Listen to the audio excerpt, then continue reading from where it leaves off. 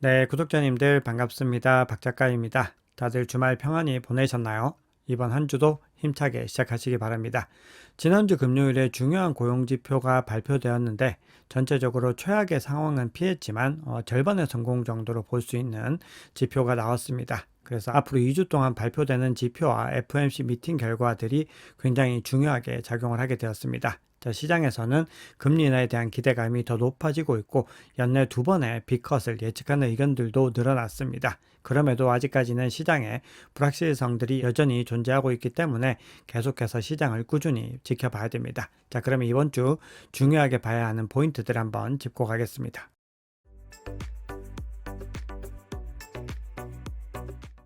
네, 오늘 영상이 도움이 되셨다면 구독, 좋아요, 댓글, 알림 설정 정중히 부탁드리겠습니다.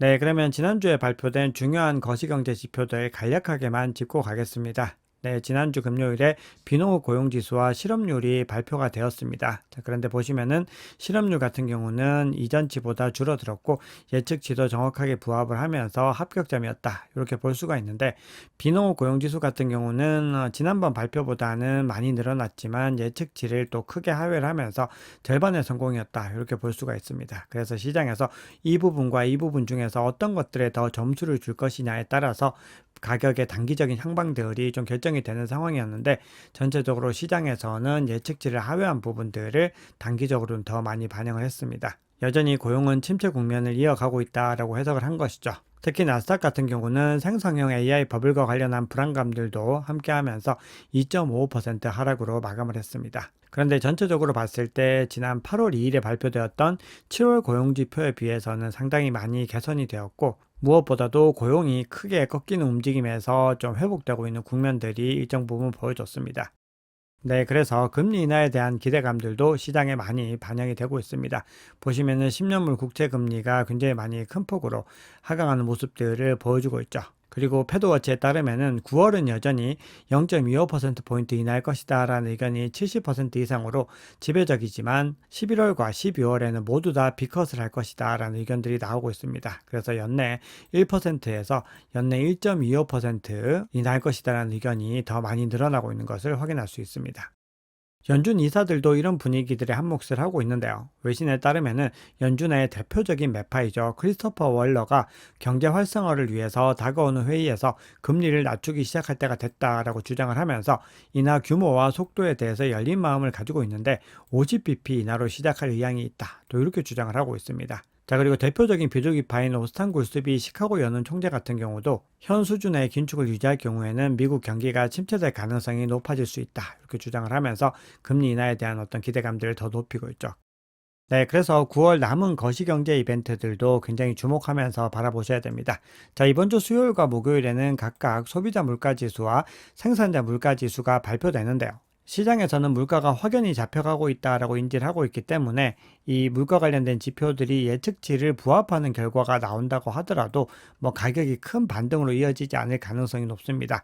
다만 물가 지표가 너무 높게 나오거나 너무 낮게 나왔을 경우에는 오히려 가격의 하방 압력을 가할 수가 있습니다. 너무 낮게 나오면 경기 침체에 대한 시그널들로 인지를 할 테고 너무 높게 나온다라고 했을 때는 금리 인하를 갖다가 원활히 할 수 없다라는 불안감들이 늘어나는 것이죠. 그래서 이번 발표에서는 굉장히 균형 잡힌 딱 예측시 정도에 부합되는 결과가 나오는 것이 가장 좋습니다. 네, 그러면 지금부터는 온체인 지표를 통해서 시장의 상황 한번 살펴보겠습니다. 현재 상황을 과거 사이클 대비와 비교해 봤을 때 어느 정도 심각한 수준인가를 한번 살펴보면은 과거 대비로는 월등하게 줄어든 가격 조정의 수준을 확인할 수 있습니다. 우리가 1차, 2차, 3차 대세 상승장을 가지는 동안에는 훨씬 더 깊은 폭의 가격 하락들을 경험을 했었습니다. 하지만 이번에는 과거 대비로는 원만한 흐름들을 보이고 있죠. 그리고 전체적인 흐름들을 살펴보면은 2차 대세 상승장, 즉 2016년에서 2017년 그 시즌과 상당히 닮아 있다라는 분석들이 설득력을 얻고 있습니다. 네, 그런데 2017년과 비교했을 때 여전히 지금 시장의 상황들은 훨씬 더 완만한 수준들을 유지하고 있습니다. 2017년 한 해 동안에 비트코인 가격이 하루 동안에 5% 이상 조정받은 구간들이 무려 35회가 있었습니다. 자, 그런데 2024년, 즉 올해 들어서는 총 12번에 그치고 있습니다. 즉 3분의 1 수준에 그치고 있다는 것이죠. 물론 앞으로 계속해서 가격이 반등을 하면서 이 횟수들이 늘어나고 있지만 현재 시점의 흐름으로 봤을 때는 과거 사이클 대비로 그렇게 심각한 흐름을 보여주지 않고 있다는 겁니다. 네, 그리고 투자자들은 현재의 하락 상황들을 이제 일정 부분 수용을 했고 손실을 감수하면서 코인을 매도할 의향이 줄어들고 있는 것으로 분석이 되고 있습니다. 즉, 매도할 주체들은 상당 부분 매도가 완료되었다는 겁니다. 특히 이런 움직임들은 단기 보유자의 손익 관련한 지표에서도 발견이 되고 있는데요. 지금 보시면은 가격이 최근에 하락한 구간들을 한번 살펴봤을 때 전체적으로 누적 넷테이커 볼륨을 살펴보면은 지난 5월과 대비했을 때 상당히 줄어들었습니다. 그런데 이 구간에서는 굉장히 많이 늘어나고 있는 모습들인데 전체적으로 그 흐름들이 줄어들고 있고 그리고 5월과 비교했을 때도 완만하게 줄어드는 경향들을 확인할 수 있습니다. RSI 같은 경우도 올해 7월 이후로는 최저 수준으로 떨어지고 있습니다. 이 8월 당시보다도 더 많은 하강폭들을 기록하고 있는데요. 과거 전반적인 흐름 대비로 봤을 때 RSI 14 이평선이 요 구간들을 터치를 했을 때 가격의 반등이 일어나는 구간들을 확인할 수가 있습니다. 그래서 이번에도 가격이 반등이 이어질 수 있을지 이런 부분들을 지켜봐야 됩니다. 그런데 당장에 반등하지 않더라도 가격이 굉장히 저평가된 구간에 있는 것은 분명히 드러나고 있죠. 네, 시장에서 매도 심리가 줄어들고 있다고는 하지만 그럼에도 잠재적인 매도 위험이 완전히 사라진 것은 아닙니다. 블록체인 분석 업체인 루곤체인에 따르면은 마이크 노보그라치가 이끄는 갤럭시 디지털이 약 8,900만 달러 상당의 비트코인을 코인베이스 프라임으로 이체를 했습니다. 코인베이스 프라임은 기업과 기관들을 위한 전용 서비스인데 해외 매체인 유투데이는 이런 움직임들을 비트코인을 매도하기 위한 움직임으로 분석을 하고 있습니다. 이 코인베이스 프라임으로 이체를 한다라고 하는 것이 반드시 매도세로 이어지는 것은 아닙니다. 그런데 시장에 공포감을 줄 수 있는 요인으로는 작용할 수 있습니다. 미국 정부가 올해 세 차례에 걸쳐서 15,940BTC를 코인베이스 프라임으로 이체를 했는데 두 번의 경우는 비트코인 가격이 5%가량 하락한 바가 있습니다. 그만큼 시장에서는 이것들이 실질적인 매도로 이루어지지 않더라도 불안감들을 조성할 수가 있다는 겁니다. 그리고 인투더 블럭 데이터에 따르면은 83.6만 개 주소가 51.1K에서 54.3K에 40만 개 이상의 비트코인을 매집을 했습니다. 이런 주소들에서 매집한 비트코인이 이제 손익분기점 근처가 지금 다가가고 있죠. 지금 비트코인 가격이 촬영 시점 기준으로는 55K를 상회를 했지만 어쨌든 이 구간대에 굉장히 가깝게 있다는 겁니다. 그래서 만약에 손익분기점 근처에 도달하게 됐을 때는 매도할 가능성들도 여전히 열려 있습니다. 그래서 비트코인 가격이 적어도 요 구간들을 지켜내는 것이 굉장히 중요합니다. 크립토 퀀트 분석에 따르면 코인베이스의 비트코인 현물 거래량 도미넌스가 비트코인 현물 ETF가 출시되기 전 수준으로 돌아왔습니다. 상당한 수준의 저평가 구간에 돌입을 했다라는 것이고 결국은 사이클이 지속되기 위해서는 미국 수요가 반등이 필요한 상황입니다. 그리고 이런 반등의 움직임들은 4분기에 있을 가능성이 높다. 또 이렇게 분석을 하고 있는데요. 전체적인 사이클을 봤을 때 현재 시점은 이 구간에 와 있습니다. 이 구간에서 전고점을 돌파하고 조금씩 빠지고 있지만 전체적인 흐름으로 봤을 때 과거 사이클 대비로는 크게 이상 움직임들을 보이지 않고 있습니다. 그리고 지난 대세 상승장에서는 예외 없이 이 구간들을 지난 이후에 상승의 움직임들을 이어갔고 그리고 본격적인 랠리들은 이 구간에서 일어났다라는 것을 확인할 수 있습니다. 그리고 각 사이클마다 디테일한 주기들은 차이가 있었던 것들을 확인할 수 있죠. 2017년 같은 경우는 이 구간에서 조정을 받고 더 거침없이 올라가는 움직임들을 보인 데 반해서 2020년, 2021년 대세 상승장 같은 경우는 이 구간에서 한번 부대낌을 겪고 또 여기서 최고점을 형성하면서 마무리를 했습니다. 그만큼 디테일한 패턴들은 차이가 있을 수 있다는 겁니다. 하지만 이 구간들을 기점으로 해서 대세 상승장의 흐름들이 이어졌던 것은 동일하게 관측이 되고 있죠. 그리고 현재 시점까지는 사이클의 전체적인 패턴에서 크게 이상적인 징후를 보이지 않고 있다는 겁니다.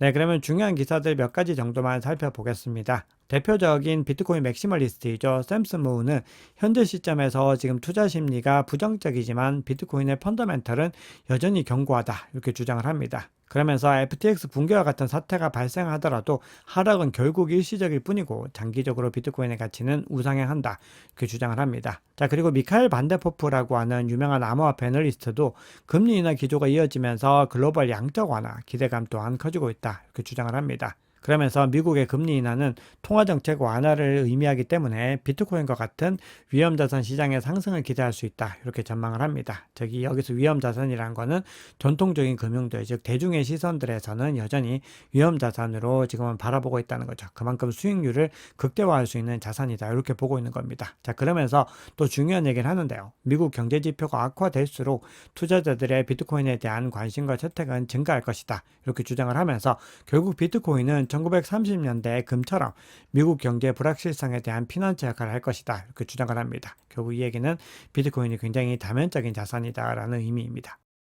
비트코인 현물 ETF와 이더리움 현물 ETF 승인을 가장 먼저 예측했었던 이 블룸버그 애널리스트 중 한 명입니다. 에릭 발추나스가 최근에 비트코인 현물 ETF는 실패다 이런 주장들이 나오는 것에 대해서 어불성설이다 이렇게 주장을 합니다. 그러면서 블랙락의 IBIT가 8개월 만에 무려 순수입액 20억 달러를 넘겼는데 이것이 실패라면은 현재 총 자산 운용액이 700만 달러인 ETF를 어떻게 해석을 해야 되냐 이렇게 이야기를 하고 있습니다. 즉 현재 비트코인 현물 ETF는 모든 ETF를 통틀어서 최상위권의 기록들을 경신을 하고 있습니다. 그래서 비트코인 현물 ETF가 실패라는 얘기는 존재하는 모든 ETF가 실패라는 얘기들과도 비슷하게 해석을 할 수가 있는 겁니다. 비트맥스의 공동 창립자인 아서 헤이즈가 비트코인 가격이 5만 달러 이하로 급락할 것이다 라고 예상을 하면서 지난 6일에 숏포지션을 취했는데 이거를 8일에 숏포지션을 종료를 했습니다. 3% 이익을 남기고 종료를 한 것이죠. 그 이유에 대해서 다음 주에도 시장이 흔들릴 경우 비트코인은 더 많은 달러 유동성을 기대하며 상승할 수 있다 이렇게 주장을 하고 있습니다. 네, 비트코인 기술적 분석 살펴보겠습니다. 네, 지금 비트코인 가격이 55K를 일시적으로 상회를 하고 있습니다. 그런데 비트코인의 단기적인 어떤 등락들은 일일비할 필요가 없는 것이 결국 중요한 것은 아주 굉장히 중요한 포인트들을 넘어서는 것이다. 이렇게 강조를 드리고 있죠. 그래서 지금 비트코인의 중요한 이평선이 현재 22MA가 대략적으로 58.1K 정도에 형성되고 있습니다. 그래서 기본적으로 이 구간들, 즉 58K 상단을 뚫어내는 것이 중요합니다. 그리고 50SMA 같은 경우는 61K 상단에 위치를 하고 있습니다. 그래서 이 구간들을 뚫어내고 궁극적으로 202평선, 즉 64K에 있는 이 202평선을 뚫어내는 것이 굉장히 중요합니다. 그런데 비트코인 가격이 해당 구간들을 돌파하지 못하고 다시 하락 추세로 전환을 하게 됐을 때는 중요하게 봐야 되는 구간이 두 군데가 있습니다. 첫 번째는 50주 이평선인데요. 현재 52평선은 53.4K에 위치를 하고 있습니다. 그래서 이 상단을 지켜내는 것이 1차적으로 중요합니다. 그리고 만약에 이 구간도 하방 이탈하게 됐을 때는 365일 이평선이 지금 위치를 하고 있는데 바로 이 구간입니다. 최근에도 이 구간 근처에서 반등을 했고 그리고 8월 하락장에서도 이 구간을 딱 찍고 반등하는 움직임들을 보였죠. 그래서 이 구간이 현재는 52.2K입니다. 그래서 이 두 구간을 지켜내는지 여부를 보셔야 되는데 만약에 이 구간을 하방 이탈하게 됐을 때는 또 중요한 바이더디 구간들을 포착하셔야 됩니다. 그래서 이 구간들까지의 흐름들을 지켜보셔야 되죠. 네, 이번에는 청산 히트맵 한번 살펴보겠습니다. 비트코인이 여기 있는 숏포지션들을 청산을 하면서 반등에 성공을 했는데 그리고 지금은 조금 흘러내렸다가 다시 약간씩 반등하는 움직임들을 보이고 있습니다. 현재 롱포지션 같은 경우는 53.4에서 53.5K에 진하게 형성되어 있습니다. 앞서 말씀드렸던 50주 이평선 그 위치에 롱포지션이 진하게 형성이 되어 있죠. 반면에 숏포지션 같은 경우는 56.2K에 진하게 형성이 되어 있습니다. URPD 지표도 한번 살펴보겠습니다. 현재 비트코인 가격이 이 구간에 와 있는데요. 바로 하단에 높게 URPD가 형성되어 있지만 이 하단으로는 매물대가 굉장히 옅게 형성이 되어 있는 것을 확인할 수 있습니다. 이 구간이 또 공교롭게도 53.4에서 53.7K 정도에 위치를 하고 있습니다. 그래서 결국은 이 구간을 잘 지켜내는 것이 중요하다는 것이 여러 지표들을 통해서 중복적으로 나타나고 있습니다. 그리고 가격이 이 구간에서 반등하기 위해서는 URPD가 높게 형성된 구간들이 굉장히 많이 있습니다. 전체적으로 치열한 격전지였다라는 것을 확인할 수가 있는데요. 57.4K와 58.8K, 60.3K, 그리고 64K를 상방 돌파했을 때 좀 더 본격적인 상승 움직임들을 기대할 수가 있습니다. 즉 추세 전환을 위해서는 64K가 중요하다라는 부분들을 지난 시황들을 통해서도 계속해서 강조를 드리고 있습니다. 네, 마지막으로 단기 보유자들의 실현 가격 한번 보겠습니다. 지금 단기 보유자의 실현 가격이 62.6K 부근에 형성이 되고 있습니다. 그런데 지금 보시면은 해당 구간을 하방 이탈한 걸 볼 수 있죠. 그리고 작년 8월에서 9월에도 요 구간을 하방 이탈해서 상당히 지리한 구간들을 보냈습니다. 그리고 이때는 2023년 8월 16일에서 10월 17일까지 2개월 정도의 시간을 보냈는데요. 지금 현재 8월 1일 날 요 구간을 하방 이탈했기 때문에 한 달 이상의 시간을 보내고 있습니다. 그래서 결국은 9월이 끝나는 시점들과 굉장히 맞닿아 있는 것을 확인할 수 있습니다. 물론 동일한 기간이 무조건 걸린다고 볼 수는 없지만 거시경제와 금리 인하 이슈를 갖다 감안했을 때는 좀 비슷한 흐름들을 가져갈 가능성들도 열려 있습니다. 그래서 9월 기간들을 꾸준히 함께 지켜보셔야 됩니다. 네, 현재 시장은 대단히 중요한 변곡점에 와 있습니다. 아직은 불확실성이 남아있지만 지난주 금요일을 기점으로는 더 선명해진 흐름들을 보이고 있습니다. 그리고 9월 금리 인하 이벤트가 마무리되면 가격 방향성 역시 더 뚜렷해질 것이라고 봅니다. 단기적으로는